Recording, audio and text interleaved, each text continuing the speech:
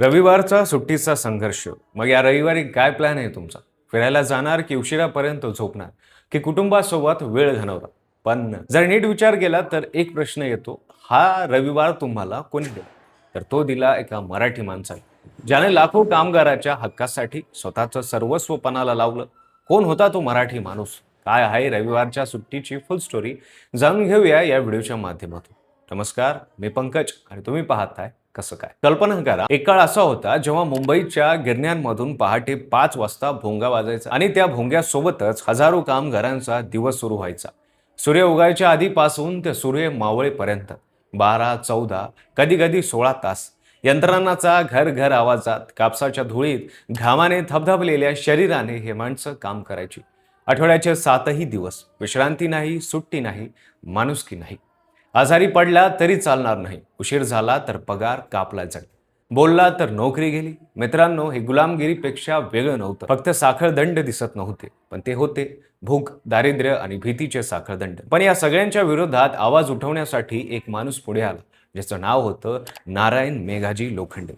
नारायण मेघाजी लोखंडे 1848 मध्ये पुण्याजवळील खानापूर गावात जन्मलेले लोखंडे तरुणपणी मुंबईत आले. त्यांनी गिरणी कामगाराचं जगणं जवळून पाहिलं. त्यांचं शोषण, त्यांची घुसमट, त्यांची असहाय्यपणा हे सगळं लोखंडे यांच्या काळजाला भिडलं. पण ते केवळ डोळ्यात पाणी आणून बसले नाही.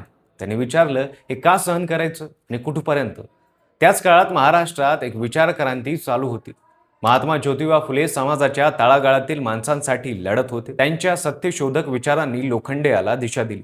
माणूस म्हणून जगायचा हक्क प्रत्येकाला आहे. तो हक्क मागायचा नाही तर मिळवायचा.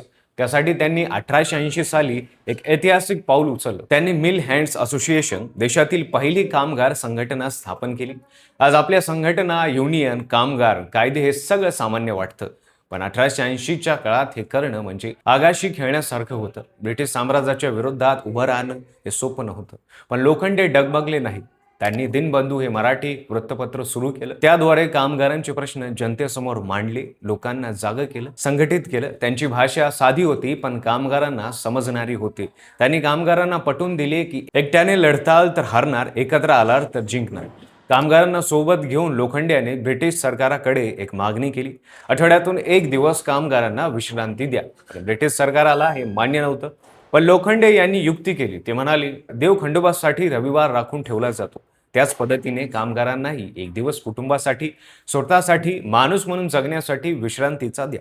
ही मागणी म्हणजे केवळ सुट्टी नव्हती, ती माणुसकीची मागणी होती. लोखंडे यांनी हजारो कामगारांच्या सह्या गोळा केल्या, ब्रिटिश सरकाराकडे निवेदन दिली. वर्षानुवर्ष लढा सुरू होता आणि मग आला तो ऐतिहासिक दिवस, 10 जून 1890. ब्रिटिश सरकाराला झुकावंच लागलं. कामगारांना रविवाराची हक्काची सुट्टी मंजूर झाली. मित्रांनो, भारतातील कामगारांचा पहिला हक्क होता, जो एका मराठी माणसाने मिळवून दिला. पुढे लोखंडे यांनी कामगारांसाठी आणखीन अनेक लढे दिले. कामगाराचे तास कमी करणे, महिला कामगाराचे हक्क, मुलांच्या कामगारावर बंधन, अनेक माणसांसाठी ते आयुष्यभर झटले. 18 फेब्रुवारी 1897 रोजी हा कामगार योद्धा आपल्यातून निघून गेला.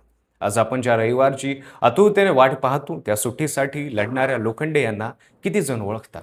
टिळक, आगरकर, फुले यांची नावं आपण घेतो, पण लोखंडे ते बहुतेकांना माहिती नाही. हे आपलं दुर्दैव आहे. मित्रांनो, इतिहास फक्त राजे महाराजांचा नसतो. इतिहास असतो त्या सामान्य माणसांचाही, ज्यांनी असामान्य धाडस दाखवलं. नारायण मेघाजी लोखंडे हे असेच एक असामान्य सामान्य माणूस होते. पुढच्या वेळी जेव्हा रविवारी उशिरापर्यंत झोपाल, चहा घेत आराम कराल, एक क्षण डोळे मिटा आणि आठवा एक मराठी माणसाला, ज्याने हा आराम तुम्हाला हक्काने मिळवून दिला. हा व्हिडिओ तुमच्या मित्रांना, कुटुंबांना, सहकाऱ्यांना शेअर करा, लाईक करा, सबस्क्राईब करा आणि रविवारचा तुमचा काय प्लॅन आहे हे आम्हाला कमेंट करून नक्की सांगा आणि पाहत राहा.